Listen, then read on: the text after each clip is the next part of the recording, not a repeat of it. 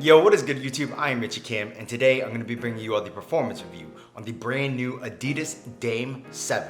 Before we get started, if you all enjoy sneaker content just like this, do me a favor and hit that subscribe button down below. But anyways, let's get right into it. As always, starting off with the traction, the Adidas Dame 7 features this kind of like maybe like modified herringbone traction pattern. It's not really herringbone in my opinion.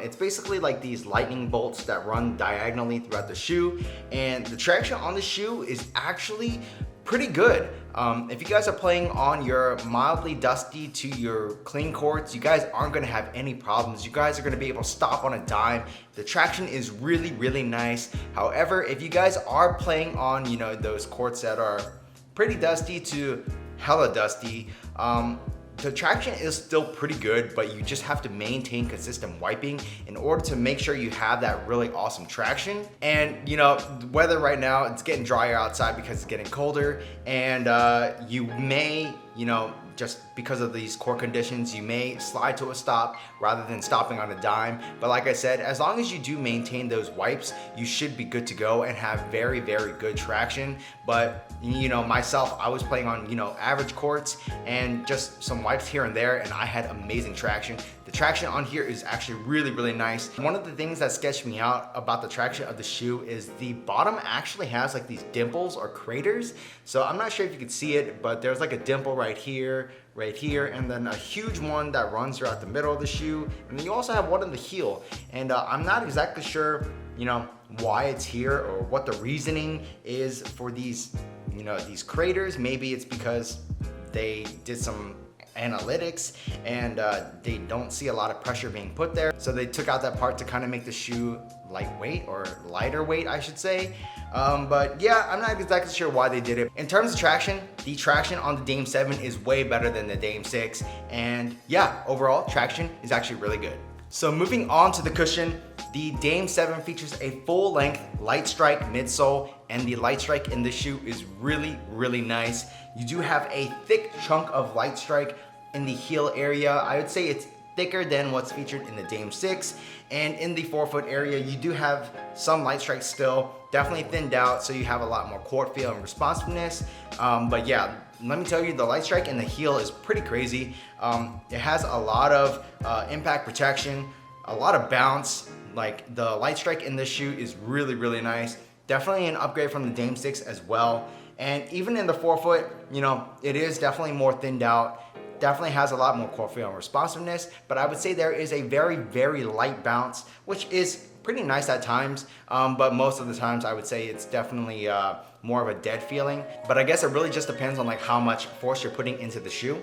Overall, the cushion setup in the Dame 7 is really, really good. So moving on to the materials, the Dame 7 is said to feature a full textile upper, and basically it's like a mesh, a very open hold mesh. And I wouldn't say it's like the most premium to the touch. It's definitely more stiff, slightly crispy. You can kind of hear it like that. But yeah, in terms of comparing it to the Dame 6, the materials are a huge upgrade compared to that shoe. The Dame 6 had some really, really trash materials, and the Dame 7 definitely took a step in the right direction. So for the base of the upper of the shoe, you do have this open hold mesh, and that's just like everywhere around the shoe. And on top of that mesh, you do have some synthetic hits. Like this is kind of like a synthetic nubuck or something. Around here is also a synthetic nubuck. And then I don't know if you can really call this fuse right here. There is a layer, but it doesn't feel exactly like, fused. It's kind of a very thin layer of synthetic material that they decided to go with, which honestly feels a little bit better than it would if it was just a fused material. Moving towards the back is the only area of the shoe that doesn't have the open-aired mesh, and you get this like kind of nylon-ish feeling material on the back heel area, and then you also have this synthetic piece, and that's kind of made out of TPU on the heel as well. Not exactly sure what this is here for, but it is there. Moving to the tongue, the top of the tongue is the same material that's featured on the heel of the shoe, and overall, I would say that the tongue is slightly under padded, but it doesn't really bother me too much because these laces are nice and wide and flat. So when you crank down your laces, you still don't feel the laces digging into your foot, which is actually really nice. So, I wish that there was a little bit more padding on this tongue, but it is what it is. And overall, from a material standpoint, I'd still say it's not the most premium materials featured on a signature model from Adidas, but compared to the Dame 6, the materials on here are a huge upgrade. And they get the job done just fine in terms of performance. So moving on to the fit, I would say that the Dame 7 runs a half size big, pretty much like every other Dame model that I've ever tested out. So whatever your normal size is, go down a half size and you all should be good. I am a slightly wide footer. I went down a half size and I was still perfectly fine. I didn't have any pain in the forefoot area right here where my pinky toe is. I did feel a little bit of pressure at first, but very minimal, and that went away the more I played in the shoe. The materials broke in. They feel really nice on my foot.